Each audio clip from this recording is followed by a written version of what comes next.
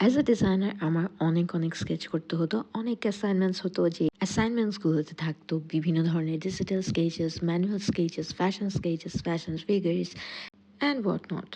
And I know যে অনেকেই ভাবে ফ্যাশন ডিজাইনিং নিয়ে যারা পড়াশোনা করে তাদের মনে হয় কোনো পড়াশোনাই করতে হয় না, তাদের শুধু আঁকাআঁকি করতে হয়। বাট ট্রাস্ট মি, এমনটা মোটেও না। আর্ট অ্যান্ড স্কেচেস ছাড়াও কিন্তু আমাদেরকে অ্যাকাউন্টস, টেক্সটাইল, বিজনেস ম্যানেজমেন্ট, আরও কত সাবজেক্ট যে পড়তে হতো।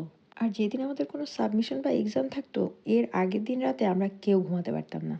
অ্যাসাইনমেন্টের ফাঁকে ফাঁকে গ্রুপের মধ্যে চ্যাটিং হতো কে কাজ কতটুকু কমপ্লিট করতে পেরেছে, আর ফোন দিয়ে একজন আরেকজনকে জিজ্ঞেস করতো কাজ কতটুকু শেষ হয়েছে। সব থেকে বেশি আমরা যে জিনিসটা নিয়ে প্রেশারে থাকতাম সেটা হচ্ছে আর্ট রিলেটেড কোনো সাবমিশনের সময়। আর্টের কাজগুলো একটু ধৈর্যের কাজ, যেগুলো অনেক তাড়াহুড়া করলে আসলে ভালো হতো না। সেম এই কাজগুলোর ক্ষেত্রেও হয়েছে, আমরা সাবমিশনের প্যারায় এত বেশি ফাস্ট তাড়াহুড়ো করে কাজ করতাম, কিছু কিছু কাজ আমাদের এখন দেখলে মনে হয় যে আরটা কীভাবে আমি করছি। সত্যি বলতে তখন আমরা অনেক প্রেশারে থাকতাম। আর এখন সবাই সবার জব লাইফ আই থিঙ্ক এতটা প্রেশার খায় না যতটা সাবমিশন আর পরীক্ষার আগে আমাদের খেতে হতো। নীলক্ষেত আর নিউ মার্কেট যে জীবনে কতবারই আমরা গিয়েছি এই অ্যাসাইনমেন্টের প্রেশারে বলে শেষ করতে পারবো না। নিউ মার্কেট আমাদের যেতে হতো ড্রেস মেকিংয়ের জন্য ফ্যাব্রিক কিনতে, আর art paper, scale, measurement tapes, colours, বিভিন্ন সময় বিভিন্ন মিডিয়া দিয়ে কাজ করতে হবে, এই ধরনের জিনিস কেনার জন্য আমাদের হাজার বার নিউ মার্কেট যেতে হয়েছে। আর নীলক্ষেত এইসব প্রিন্টিং আর এই সব কিছুর কাজের জন্য আমাদেরকে সবসময় নীলক্ষেত যেতে হতো। আমরা গ্রুপে গ্রুপে যেতাম, অ্যাসাইনমেন্টস কমপ্লিট করতাম, তবে ওইটা একটা অন্যরকম মজা ছিল। প্রেশারে তো থাকতাম ঠিকই, কিন্তু ওই সময়টাতে প্রিন্টিংয়ে কাজ করতে দিয়ে এই যে গল্প করা, খাবার দাবার, এই সব কিছু আসলে অনেক মিস করি। এখন হয়তো স্কেচেসগুলো দেখে আমি একটু স্টুডেন্ট টাইমের কথা মনে করছি, আর ভালোই লাগছে যে ওই দিনগুলো আসলে খুবই সুন্দর ছিল, খুবই ভালো ছিল।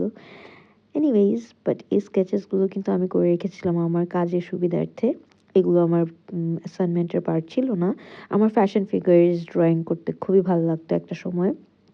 প্রথমে প্যারা মনে হলেও পরে আমি এটা এনজয় করা শুরু করেছিলাম। আর এই জন্য ফ্রি টাইমে আমি বসে বসে বিভিন্ন স্টাইলিং, বিভিন্ন জিনিস চিন্তা করে হচ্ছে স্কেচগুলো করে রাখতাম। আমি চিন্তা করতাম যে যখন আমি ড্রেসটা স্কেচ করব, তাতে আমার যদি ফিগারটা ড্রয়িং করা থাকে, আমি জাস্ট জলদি জলদি ড্রেসিং করে আমি এই কাজটা করে ফেলতে পারবো।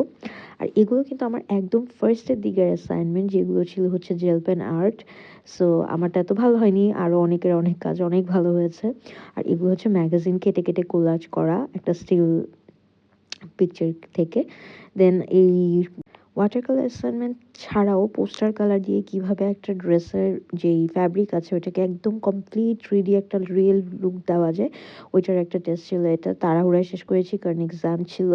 এই ছিল আমার করা কিছু স্কেচেস অ্যান্ড আমার assignments. Hope you enjoyed. By.